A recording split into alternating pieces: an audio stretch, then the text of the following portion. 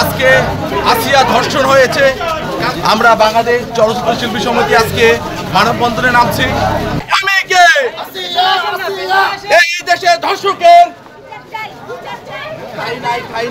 এই দেশে ধর্ষকের এই দেশে ধর্ষকের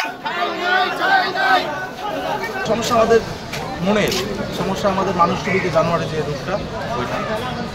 এই ক্ষেত্রে পুরুষ হিসেবে আসলে আমাদের আমরা একটু লজ্জিত হচ্ছি কিনা বা আমরা অপমানিত হচ্ছি? অবশ্যই লজ্জিত হচ্ছে ভাইয়া। পুরুষ মানে এই সমাজের তার দায়িত্বটা বেশি। পুরুষের দায়িত্ব এই সমাজের সবচেয়ে বেশি। তার পরিবারের দায়িত্ব নিতে হয়, নিজের দায়িত্ব নিতে হয়, তার বোনের দায়িত্ব নিতে হয়। আজকে ঘরে থাকলেও আমার টেনশন, আমার ছোট ভাগ্নি আছে, আমার টেনশন হয় যে আমার ভাগ্নিকে কেউ মাঝে প্রস্তাব দিচ্ছে কিনা। আমি নিজে ভালো আছি, আমি কোনো মেয়েকে ধর্ষণ করছি না, আমি কোনো মেয়েকে ইফটিজিং করছি না, কিন্তু আরেকজন করছে। কেন তারা করছে? তারা সাহস পাচ্ছে, কারণ এদেশে বিচার হচ্ছে না। এদেশে যখন বিচার হবে, ওপেন ফাঁসি হবে, তখন কিন্তু আর কোনো আসিয়া ধর্ষিত হবে না। আমরা চাই না কোনো আসিয়া ধর্ষিত হোক। একটা আপনারা যারা আছেন, আমি তা আপনাদের উদ্দেশ্যে বলছি, আসিয়া যদি আজকে আপনার বোন হতো কেমন লাগতো?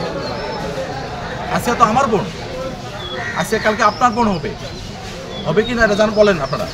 এই জন্য আমি বলবো এদেশে আর যেন কোনো আসিয়া ধর্ষিত না হয়, এবং ধর্ষণের শাস্তি একটাই শাস্তি ফাঁসি। ফাঁসি ছাড়া কোনো কথা হবে না। আপনারা 180 দিন কেন নেবেন? 90 দিন সময় কেন নেবেন? 10 দিনের মধ্যে কাজ কমপ্লিট করবেন আপনারা তো প্রমাণ পাচ্ছেন। আমরা ফাঁসি চাই অবশ্যই। এই দেশে আর কোনো ধর্ষককে আমরা দেখতে চাই না। এই সোনার বাংলায় আমাদের ছেলেমেয়েরা সমান অধিকারে চলবে, এবং আমরা চাই এদেশ আর ধর্ষিত না হোক। Thank you.